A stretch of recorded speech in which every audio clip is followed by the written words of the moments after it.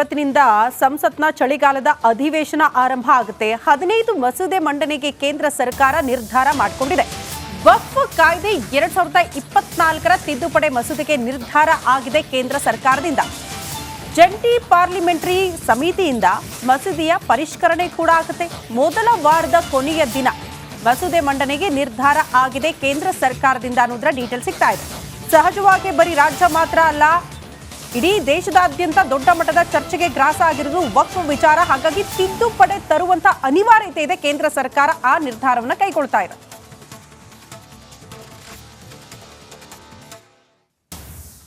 ರಾಜ್ಯಾದ್ಯಂತ ವಕ್ಫ್ ಕೋಲಾಹಲ ಸೃಷ್ಟಿ ಮಾಡಿಬಿಟ್ಟಿದೆ. ಅನ್ನದಾತರ ಭೂಮಿ, ಮಠ, ಶಾಲೆ ಎಲ್ಲದರ ಮೇಲೂ ಕೂಡ ವಕ್ಫ್ ವಕ್ರ ದೃಷ್ಟಿ ಬಿದ್ದಿದೆ. ಈ ದರ್ಪಕ್ಕೆ ಇವತ್ತು ಬ್ರೇಕ್ ಬೀಳಲಿದೆ. ಹೇಗಂತೀರಾ? ಈ ಸ್ಟೋರಿ ನೋಡಿ.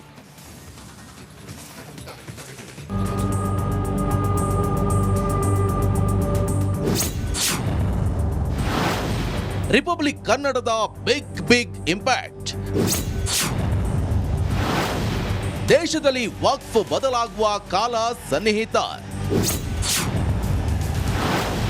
ಸಂಸತ್ನಲ್ಲಿ ಮಂಡನೆಯಾಗಲಿದೆ ವಕ್ಫ್ ಬಿಲ್. ರಿಪಬ್ಲಿಕ್ ಕನ್ನಡ ಸುದ್ದಿಯೊಂದು ಇಂದು ಸಂಸತ್ನಲ್ಲಿ ಸದ್ದು ಮಾಡಲಿದೆ. ರಾಜ್ಯ ಸೇರಿದಂತೆ ದೇಶದೆಲ್ಲೆಡೆ ತನ್ನ ಕಬಂಧ ಬಾವು ಹಬ್ಬಿರುವ ವಕ್ಫ್ ಬೋರ್ಡ್ಗೆ ಎಳ್ಳು ನೀರು ಬಿಡೋ ದಿನ ಹತ್ರ ಆಗಿದೆ. ಇಂದಿನಿಂದ ಚಳಿಗಾಲದ ಸಂಸತ್ ಅಧಿವೇಶನ ಆರಂಭ ಆಗಲಿದ್ದು, ಮೋದಿ ಸರ್ಕಾರವು ವಕ್ಫ್ ತಿದ್ದುಪಡಿ ಮಸೂದೆ ಸೇರಿದಂತೆ 16 ಮಸೂದೆಗಳನ್ನು ಮಂಡಿಸಲು ಪ್ಲಾನ್ ಮಾಡಿದೆ.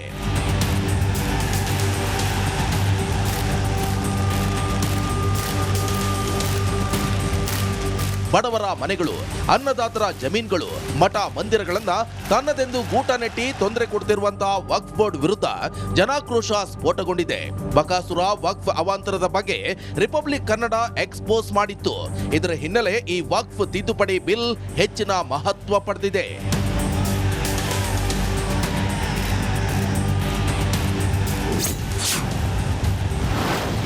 ವಕ್ಫ್ ಬ್ಯಾನ್ ಫಿಕ್ಸ್. ಇಂದಿನ ಅಧಿವೇಶನದಲ್ಲಿ ವಕ್ಫ್ ತಿದ್ದುಪಡಿ ಬಿಲ್ ಪಾಸ್ ಆಗುತ್ತೆ. ಚಳಿಗಾಲದ ಅಧಿವೇಶನದ ಬಳಿಕ ವಕ್ಫ್ ಕಾನೂನಿನಲ್ಲಿ ಬದಲಾವಣೆ ಆಗಲಿದೆ. ಕಂಡ ಭೂಮಿ ನಂದು ಅಂತ ವಕ್ಫ್ ಹೇಳುವಂತಿಲ್ಲ. ಭೂಮಿ ಕಳೆದುಕೊಂಡವರು ಕೋರ್ಟ್ಗೆ ಹೋಗಬಹುದು. ವಕ್ಫ್ ಮುಂದೆ ನ್ಯಾಯಕ್ಕಾಗಿ ಅಂಗಲಾಚೋ ಅಗತ್ಯವಿಲ್ಲ. 9 ಲಕ್ಷ ಎಕರೆ ಭೂಮಿಯಲ್ಲಿ ಅದೆಷ್ಟಕ್ಕೆ ದಾಖಲೆ ಇದೆಯೋ ಇಲ್ವೋ ಎಂಬ ಅನುಮಾನ ಇದೆ. 9 ಲಕ್ಷ ಭೂಮಿ ಪೈಕಿ ದಾಖಲೆ ಇದ್ದರೆ ಮಾತ್ರವೇ ವಕ್ಫ್ ಬೋರ್ಡ್ ಆಸ್ತಿ ಆಗಲಿದೆ. ವಕ್ಫ್ ತಿದ್ದುಪಡಿ ಬಿಲ್ ಜಾರಿಯಾದರೆ ಉತ್ತರ ಪ್ರದೇಶದಲ್ಲಿ 1.21 ಲಕ್ಷದಷ್ಟು ವಕ್ಫ್ ಪ್ರಾಪರ್ಟಿ ಇದೆ. ಆದರೆ 1,12,000 ಪ್ರಾಪರ್ಟಿಗೆ ದಾಖಲೆಯೇ ಇಲ್ಲ. ಅಷ್ಟು ಪ್ರಾಪರ್ಟಿ ಮುಂದೆ ಸರ್ಕಾರದ ವಶ ಆಗಲಿದೆ.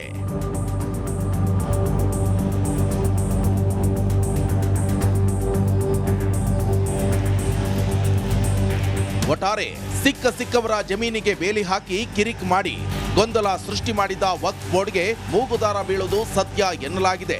ಹೀಗಾಗಿ ದೇಶದ ಜನರ ಚಿತ್ತ ಇಂದಿನಿಂದ ನಡೆಯುವ ಚಳಿಗಾಲದ ಸಂಸತ್ ಅಧಿವೇಶನದ ಮೇಲೆ ಇರಲಿದೆ. Bureau report, republic Kannada. ಬಹಳ ಅವಶ್ಯಕತೆ ಇದೆ ಅನ್ಸುತ್ತೆ. ಅಂದ್ರೆ ಈ ಅಪರಿಮಿತ ಅಧಿಕಾರ ಮಾತ್ರ. ಈಗ ವಕ್ಫ್ ಇರಬಾರ್ದು ಅಂತಲ್ಲ, ವಕ್ಫ್ ಇರಲಿ, ಅದಕ್ಕೇನು ವ್ಯವಸ್ಥೆಗಳಿರುತ್ತೆ ಆ ಥರ. ಯಾಕಂದರೆ ಭಾರತ ದೇಶ ಯಾವತ್ತೂ, ಇಲ್ಲಿ ಏನು ಗೊತ್ತಾ, ಭಾರತ ದೇಶದಲ್ಲಿ ಯಾವತ್ತೂ ಕೂಡ ಯಾವುದೇ ಧರ್ಮ ಈಗ ರತನ್ ಟಾಟಾ ತೀರ್ಕೊಂಡ್ರಲ್ಲ, ಅವರು ಹಿಂದೂನ ಅಲ್ಲ, ಅವರು ಪಾರ್ಸಿ. ಅವರು ಆಮೇಲೆ ಯಾರು ಇವರಿದ್ರಲ್ಲ ಅನೇಕ, ನಮ್ಮ ಮಣೇಕ್ ಶಾ ಅವರೇನು ಹಿಂದೂನ ಪಾರ್ಸಿ. ಅವರೆಲ್ಲ ಹಿಂದೂ ಧರ್ಮಕ್ಕೆ ಅದಕ್ಕೆ ಬೇರೆ ಬೇರೆ ವ್ಯತ್ಯಾಸಗಳಿದೆ. ಸರ್ವಧರ್ಮ. ಅವರು ಎಲ್ಲಿಂದಲೋ ಬಂದಿರ್ತಾರೆ.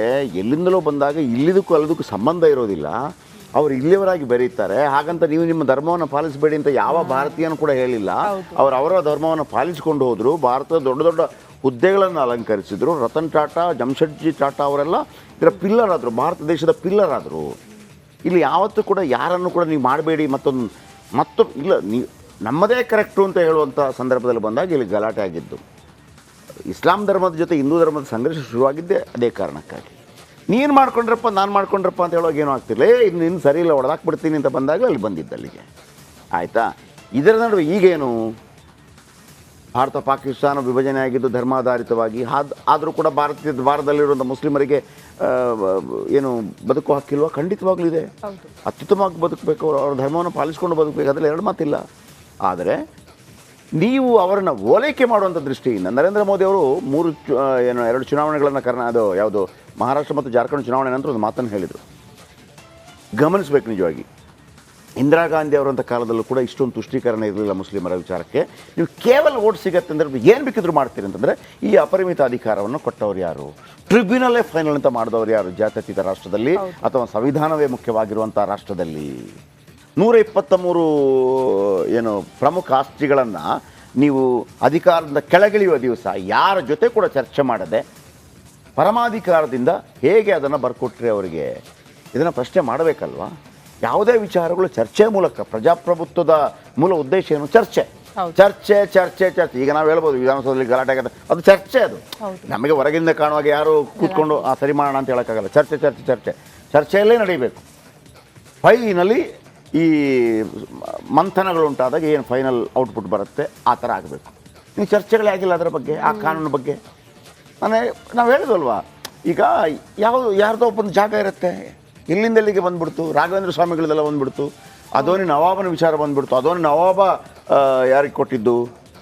ಮಂತ್ರಾಲಯಕ್ಕೆ ಜಾಗ ಕೊಟ್ಟಿದ್ದು ಅಂತೇಳಿ. ಹೌದು. ನಿಮಗೆ ಬೇಕಾದಾಗೆ ನೀವು ಎಷ್ಟು ಇಷ್ಟಿರ್ಬೇಕು ಅಷ್ಟು ಮಾತ್ರ ಹೇಳ್ತಾ ಹೋದ್ರಿ. ಅದೋನಿ ನವಾಬ ಮಂತ್ರಾಲಯಕ್ಕೆ ಜಾಗ ಕೊಟ್ಟ. ಆಗ ನಾವು ಪ್ರಶ್ನೆ ಮಾಡ್ತೀವಿ, ಈಗ ಅದೋನಿ ನವಾಬನಿಗೆ ಯಾರು ಜಾಗ ಕೊಟ್ಟರು? ಅವನಿಗಿಂತ ಮೊದಲು ಇತ್ತಲ್ವಾ ಮೂಲ? ಅದು 1673 ಆ ಇಸವಿಯಲ್ಲಿ ಬರುತ್ತೆ ಅದೋನಿ ನವಾಬನ ಹಿಸ್ಟ್ರಿ. 1400 ಆ ಜಾಗ ಇತ್ತಲ್ಲ, ಅದು ಆಗ ಅದೋನಿ ನವಾಬಂದು ಇರಲಿಲ್ಲ ಅಲ್ವಾ? ಅದು ಯಾರ್ದಿತ್ತು? ಈಗ ನೋಡಿ, ನಾಳೆ ಕೃಷ್ಣ ಮಠದ್ದು ಬರುತ್ತೆ ವಿಚಾರ. ಅಲ್ಲಿ ಅದೊಂದು ಕತೆ ಇದಕ್ಕೆ, ಮುಸ್ಲಿಮರು ಕೊಟ್ಟರು ಮತ್ತೊಂದು ಜಾಗ ಕೊಟ್ಟರು ಅಂತ ಹೇಳಿ ಬರುತ್ತೆ ನಾಳೆ. ನೀನು ನೆನಪಿಟ್ಕೊಳ್ಳಿ, ನಿಮ್ಮ ಇಲ್ಲೇ ನಾನು ಮಾತಾಡಿದ್ದೆ, ಯಾವುದು ಮಂತ್ರಾಲಯ ವಿಚಾರ ಬರುತ್ತೆ ನೋಡಿ, ನಾಳೆ ನಾಡಿದ್ದು ಬರುತ್ತೆ ಅಂತ ಹೇಳಿ ಇಬ್ರಾಹಿಂ ಅವರು ಹೇಳ್ಬಿಟ್ರು. ಅದನ್ನು ಹೇಳಿದರು. ಈಗ ಇದ್ರದ್ದು ಬರುತ್ತೆ. ಅಲ್ಲೂ ನಮ್ಮ ಪ್ರಶ್ನೆ ಅದೇ, ಆ ಕೊಟ್ಟ ಗ್ರೇಟ್ ವ್ಯಕ್ತಿ ಎಲ್ಲವೂ, ಆ ರೆಸ್ಪೆಕ್ಟ್ ಎಲ್ಲವೂ ಇದೆ. ಆದರೆ ನೀವು ಮೂಲವನ್ನು ಕೆದಕ್ತಾ ಹೋದರೆ ಅದನ್ನು ಅವರಿಗೆ ಯಾರು ಕೊಟ್ಟರು ಆ ಜಾಗ? ಈ ಭಾರತ ದೇಶಕ್ಕೆ ಮುಸ್ಲಿಮರು ಯಾವಾಗ ಬಂದರು? ಪಾರ್ಸಿಗಳು ಯಾವಾಗ ಬಂದರು? ಯಹೂದಿಗಳು ಯಾವಾಗ ಬಂದರು?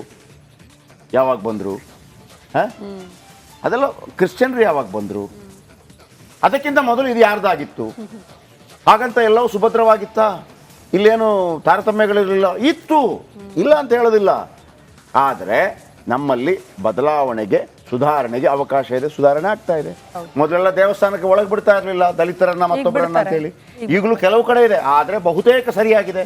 ನಾರಾಯಣ ಗುರು ಅಂತವ್ರು ಬರ್ತಾರೆ, ಅದರ ಬಗ್ಗೆ ಹೋರಾಟ ಮಾಡ್ತಾರೆ. ಎಲ್ಲವೂ ನಡೆದಿದೆ ಭಾರತ ದೇಶದಲ್ಲಿ. ಇವತ್ತಿನಿಂದ ಸಂಸತ್ನ ಚಳಿಗಾಲದ ಅಧಿವೇಶನ ಆರಂಭ ಆಗುತ್ತೆ. 15 ಮಸೂದೆ ಮಂಡನೆಗೆ ಕೇಂದ್ರ ಸರ್ಕಾರ ನಿರ್ಧಾರ ಮಾಡಿಕೊಂಡಿದೆ. ವಕ್ಫ್ ಕಾಯ್ದೆ 2024ರ ತಿದ್ದುಪಡಿ ಮಸೂದೆಗೆ ನಿರ್ಧಾರ ಆಗಿದೆ ಕೇಂದ್ರ ಸರ್ಕಾರದಿಂದ. ಜಂಟಿ ಪಾರ್ಲಿಮೆಂಟರಿ ಸಮಿತಿಯಿಂದ ಮಸೂದೆಯ ಪರಿಷ್ಕರಣೆ ಕೂಡ ಆಗುತ್ತೆ. ಮೊದಲ ವಾರದ ಕೊನೆಯ ದಿನ ಮಸೂದೆ ಮಂಡನೆಗೆ ನಿರ್ಧಾರ ಆಗಿದೆ ಕೇಂದ್ರ ಸರ್ಕಾರದಿಂದ ಅನ್ನೋದರ ಡೀಟೇಲ್ ಸಿಗ್ತಾ ಇದೆ. ಸಹಜವಾಗಿ ಬರೀ ರಾಜ್ಯ ಮಾತ್ರ ಅಲ್ಲ, ಇಡೀ ದೇಶದಾದ್ಯಂತ ದೊಡ್ಡ ಮಟ್ಟದ ಚರ್ಚೆಗೆ ಗ್ರಾಸ ಆಗಿರೋದು ವಕ್ಫ್ ವಿಚಾರ. ಹಾಗಾಗಿ ತಿದ್ದುಪಡಿ ತರುವಂತ ಅನಿವಾರ್ಯತೆ ಇದೆ. ಕೇಂದ್ರ ಸರ್ಕಾರ ಆ ನಿರ್ಧಾರವನ್ನು ಕೈಗೊಳ್ತಾ ಇದೆ.